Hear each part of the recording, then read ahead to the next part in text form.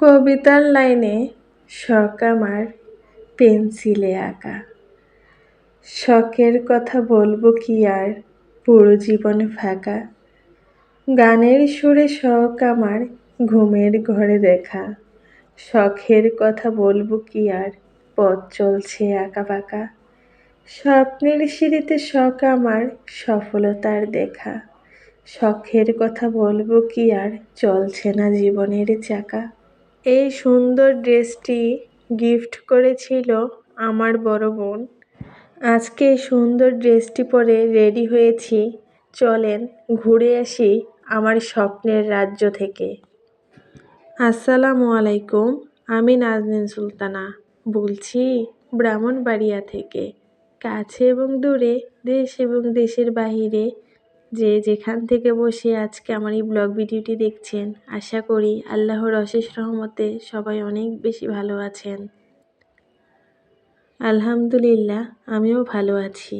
Bangladeshi blogger BD Naznin Sultana চ্যানেলে আপনাদের আরও একবার স্বাগতম। শখ আর প্রয়োজন নিয়েই মানুষের জীবন।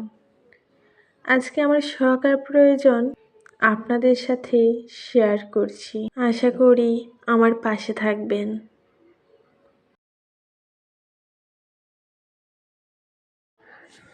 আজকে চলে এসেছিলাম ফার্নিচারের দোকানে। আর এই দোকানটাতে মাত্র একটি ডাইনিং টেবিল ছিল। সব কিছু মিলিয়ে আমার কাছে ডাইনিং টেবিলটা অনেক বেশি ভালো লেগেছে, তবে চেয়ারটা আমার কাছে তেমন ভালো লাগেনি। ডিজাইনটা মোটামুটি ভালো লেগেছিলো, কিন্তু খুবই হালকা ছিল, ভারী ছিল না।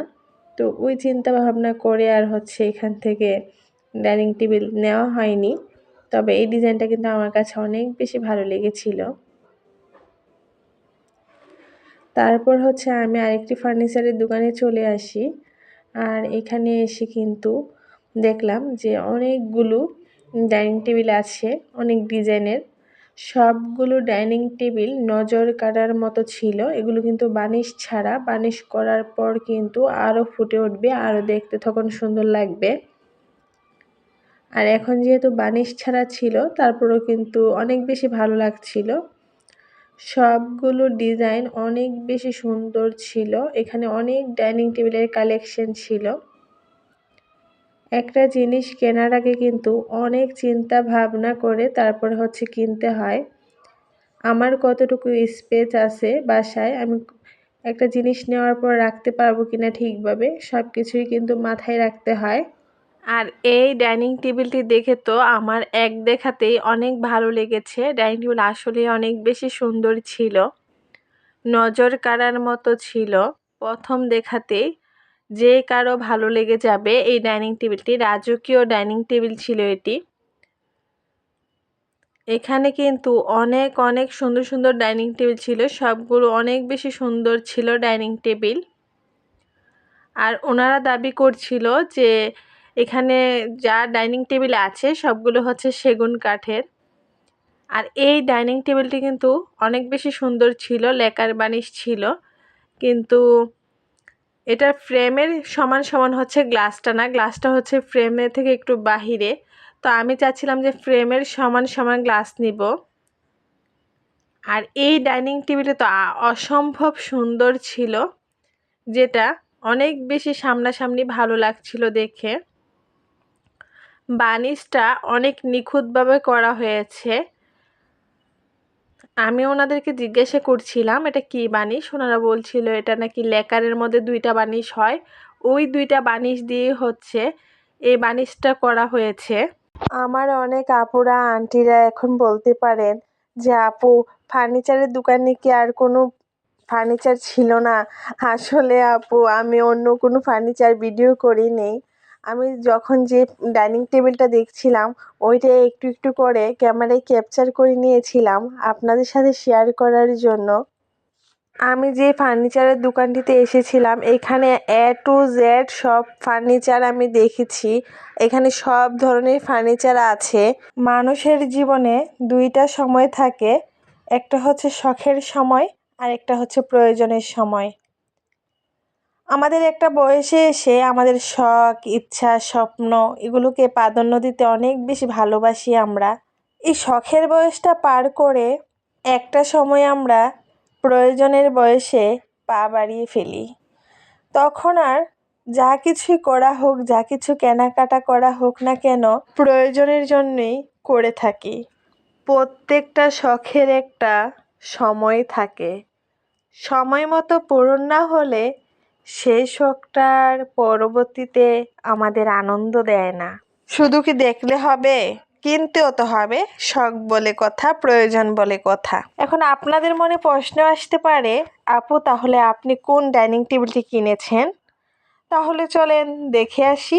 এই যে আমার শখ আর প্রয়োজনের জিনিস। জানি না আমার ক্যামেরায় কতটুকু স্পষ্ট আসছে, তবে এটা কিন্তু সামনাসামনি দেখতে মাশাআল্লাহ অনেক বেশি সুন্দর লাগছে। আল্লাহ আমাকে সেই সামর্থ্য দেননি ঠিকই, তবে আল্লাহ আমার জন্য এমন এমন ব্যবস্থা করে দিয়েছেন যার মাধ্যমে আমি আমার স্বল্প শখগুলো পূরণ করতে পারবো। আলহামদুলিল্লাহ। আজকে হয়তো রাজকীয় ডাইনিং টেবিল দিয়ে আমি আমার বাসাটাকে সাজাতে পারলাম না, তবে ইনশাল্লাহ একদিন সব কিছু হবে। চেয়ারের ওপর যে নকশাটা আপনারা দেখছেন ওইটা নাকি পিতল দিয়ে করা নকশা। আসলে আমি জানি না কতটুকু সত্য।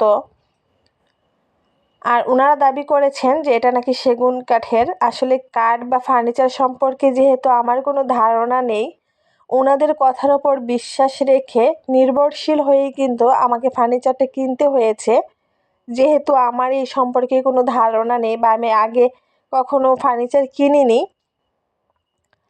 কিন্তু সবাই অনেক বেশি পছন্দ করেছে বাসায় আনার পর। আর বিশেষ করে আমার বাবা তো অনেক বেশি খুশি যে আমি আমার ইনকামের টাকায় বাসার জন্য ফার্নিচার কিনেছি।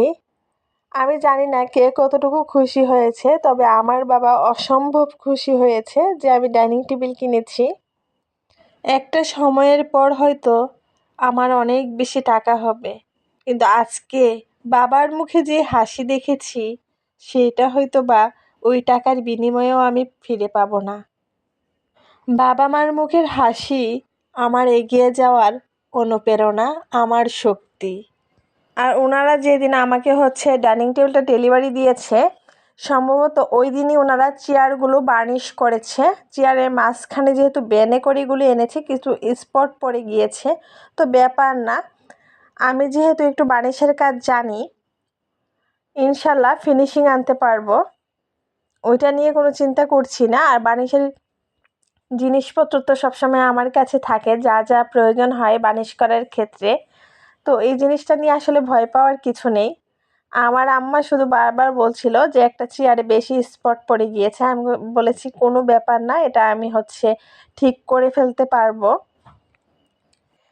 আর একটা জিনিস লক্ষ্য করলাম, টাইলস করা বাসায় যে কোনো ফার্নিচার রাখলে সেটা অতি সহজেই ফুটে ওঠে, কিন্তু আমাদের বাসা যেহেতু টাইলস করা না, তা যে কোনো জিনিস রাখলে কিন্তু ফুটিয়ে তোলা আসলে সম্ভব হয় না। তারপরও আলহামদুলিল্লাহ। আজকে যদি আমার ভিডিওটি দেখে আপনাদের কাছে ভালো লেগে থাকে, অবশ্যই আমার চ্যানেলটি সাবস্ক্রাইব করে আমার পাশে থেকে যাবেন। আপনাদের একটি লাইকই পারে আমাকে অনেক দূর নিয়ে যেতে। এই রুমটাতে আমি একটা ওয়াল ক্যাবিনেট, ফ্রিজ আর ডাইনিং টেবিল, আর পাশে সিঙ্কের একটা স্পেস আছে। ওইটা আমি কোনো এক ভিডিওতে শেয়ার করব। আর আপনারা যদি আমার হোম ট্যুর ভিডিও দেখতে চান, অবশ্যই আমাকে কমেন্ট করে জানাতে পারেন। আপনাদের মাঝে আবারও কোনো নতুন স্বপ্ন নিয়ে ফিরে আসব। আমি নাজনীন সুলতানা। আজকে এ পর্যন্তই। আল্লাহ হাফেজ।